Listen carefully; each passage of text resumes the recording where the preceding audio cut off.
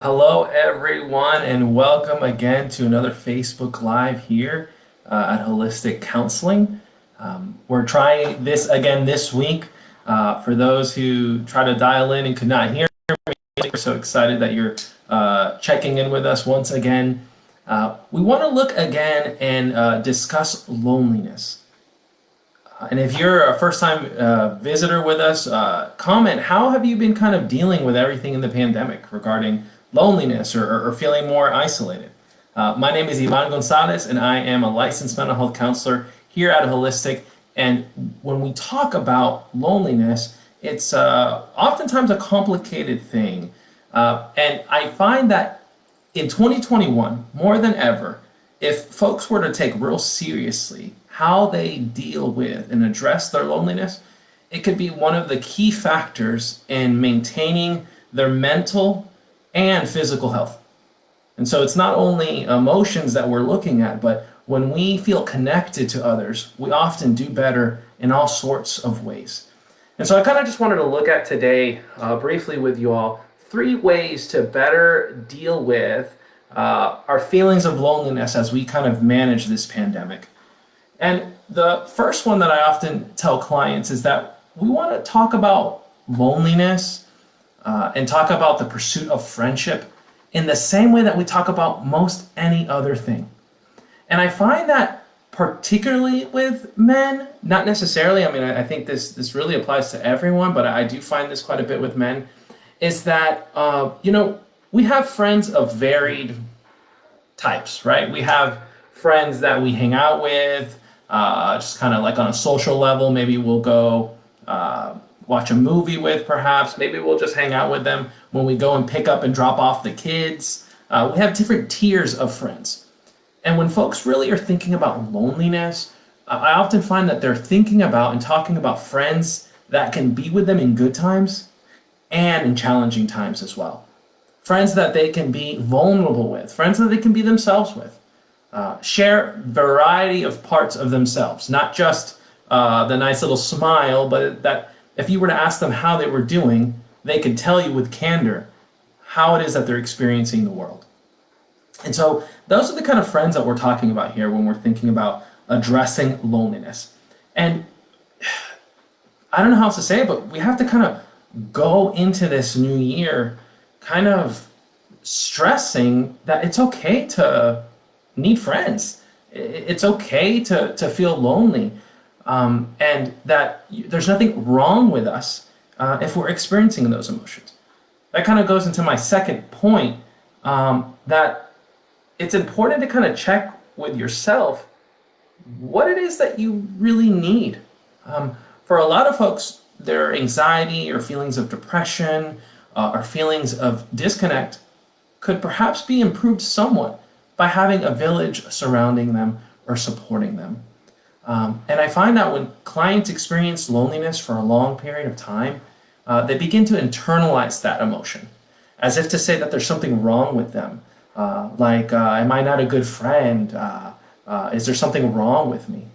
When in reality, we're living in a moment, like the cliche says, that is unprecedented, meaning that it's becoming very difficult to kind of foster new friendships and cultivate the ones that we desperately need in this season. So there's nothing wrong with telling folks that you trust, with going out there and saying, yes, I'm lonely. Yes, I have this need. And I am taking proactive steps to improve that.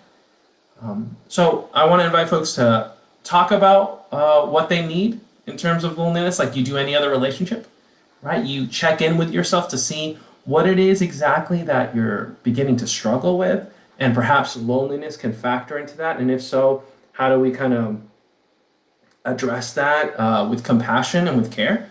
And finally, I think it's important in this season, especially when we talk about something like loneliness, that we begin to practice articulating what we need emotionally from others. And I find that this is oftentimes where people get the most hung up. It's interesting to me because we're living in a world where we're more connected, yet disconnected than ever before. And yet there is this sort of shame that happens when folks are vulnerable about what they need.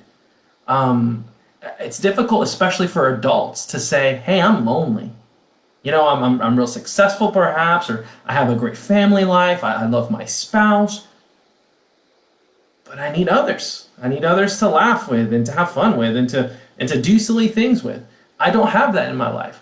So then I need to go then pursue those relationships, those platonic relationships, with the same kind of vim and vigor that perhaps you pursued romantic interests in a season prior. So that's the kind of intentionality that I encourage my clients, and we sit down and kind of brainstorm, depending on their context, healthy and appropriate ways that honor their boundaries, that strengthen their voice in this pursuit, but at the end with the main goal of connecting them with others. I could say even for myself, as extroverted as I can be, the pandemic has been one that sometimes you kind of feel rusty when it comes to engaging new folks. Just because, like anything, our voices, articulating what we need, is a muscle that we strengthen over time. And so, just like a bike, you can get back on it. If you have a life story that perhaps it's been difficult to address what it is that you need in a healthy and dynamic way, certainly therapy and friendships kind of support you and encourage you to get those needs met. So those are the three basic tenets that I kind of walk alongside folks. I want folks to kind of normalize the idea that, one, pursue friendships, platonic friendships, in the same way that you would pursue a romantic interest. Let it be normal, more normal perhaps, that you need friends, that you need to connect with people, that you need people to text you to see how you're doing really.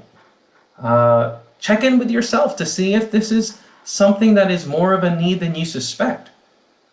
For many of us, we're so busy with our lives that by the time we slow down, a feeling like loneliness doesn't really creep up to the surface until we really quiet our minds, our bodies, and our emotions so that we can be honest with ourselves. So check in with yourself today. Am I feeling lonely?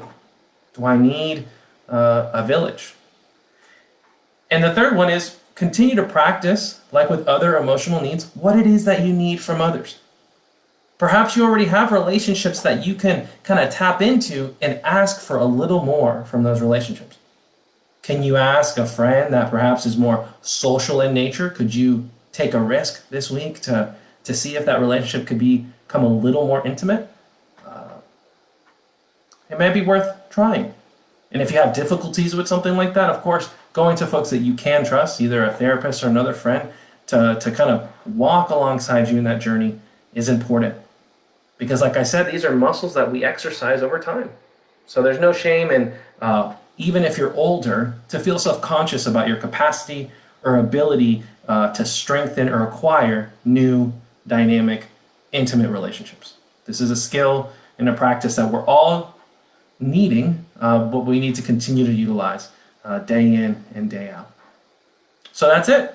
Those are kind of three kind of ideas that we can kind of utilize, bringing to the forefront of our minds on how to better address loneliness. And so my hope and prayer for those that are listening, put a comment, like the video.